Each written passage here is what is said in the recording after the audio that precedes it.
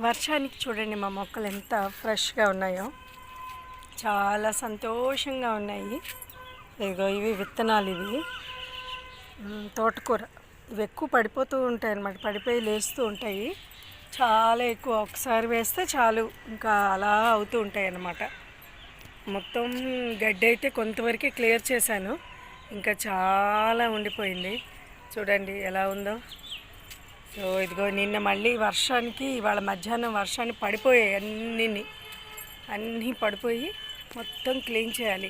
ఏంటో ఇంట్లో ఎంత తీసినా గడ్డి మాత్రం వచ్చేస్తూ ఉంటుంది. సో ఆ తీసిన గడ్డి అంతా ఇదిగో ఇందులో స్టోర్ చేస్తాం అనమాట.